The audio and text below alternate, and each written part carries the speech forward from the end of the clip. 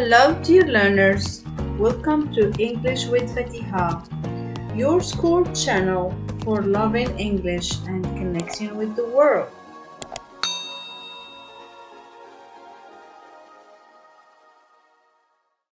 Welcome to Awakening Minds, the podcast where we explore important issues and ideas to help raise awareness and inspire change. I'm your host, Fatiha.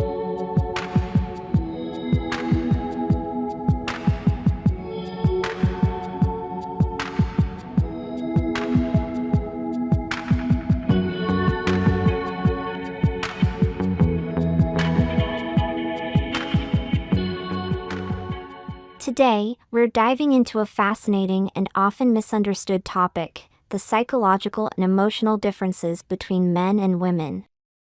How do these differences shape the way we interact with each other? Why do some men struggle to treat women gently?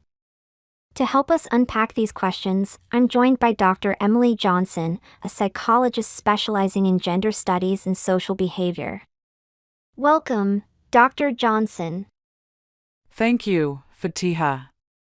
It's great to be here and discuss such an important topic. Dr. Johnson, let's start with an overview. What does research tell us about the psychological and emotional differences between men and women? Research indicates that while there are differences, they are often more about tendencies than absolutes. For instance, studies show that women tend to score higher on measures of empathy and emotional intelligence, while men might score higher on measures of spatial awareness and assertiveness. These differences are partly due to biological factors but are significantly influenced by socialization. Can you elaborate on how these differences impact the way men and women interact? Absolutely. Women, generally being more empathetic and emotionally expressive, might prioritize emotional connection and communication in their interactions. Men, on the other hand, might focus more on problem-solving and assertiveness. These differing priorities can lead to misunderstandings, especially when emotional needs and communication styles clash. Let's talk about socialization. How does it shape these psychological and emotional differences? Socialization plays a crucial role. From a young age, boys and girls are often encouraged to behave in ways that align with traditional gender roles. Boys might be taught to suppress emotions and be tough, while girls might be encouraged to be nurturing and expressive. These early lessons shape how individuals perceive themselves and interact with others. How do these socialization patterns contribute to misunderstandings and conflicts between men and women? When people are socialized differently, they develop different expectations and communication styles. For example, a man who has been taught to suppress emotions might find it difficult to understand or respond to a woman's need for emotional expression. This can lead to frustration and conflict, as both parties feel misunderstood.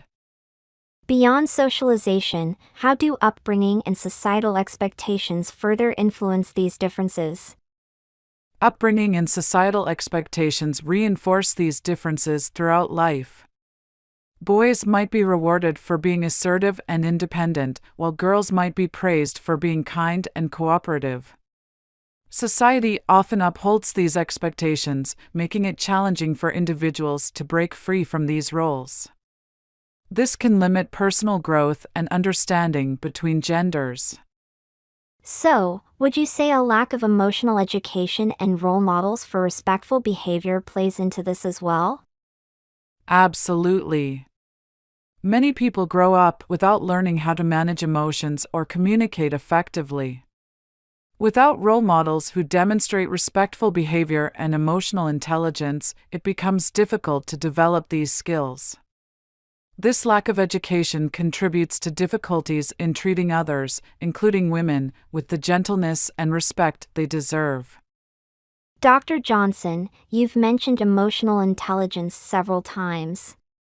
How important is empathy and emotional intelligence in bridging these gaps? Empathy and emotional intelligence are crucial. They allow us to understand and connect with others on a deeper level.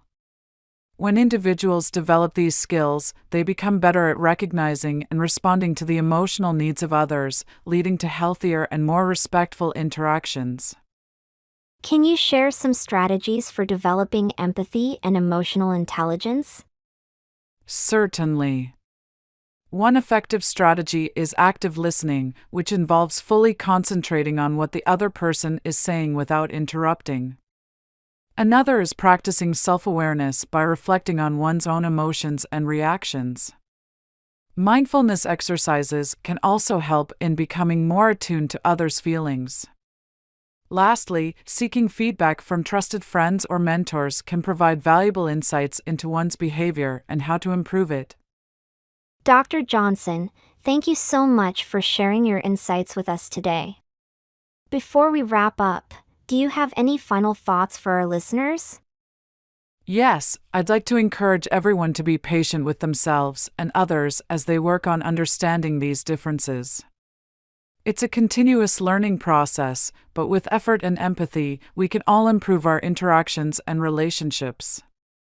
Thank you, Dr. Johnson.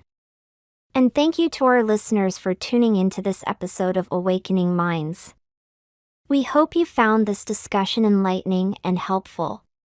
Be sure to subscribe to our podcast, leave a comment, and join us next time as we explore more important topics. Until then, keep your minds open and awake.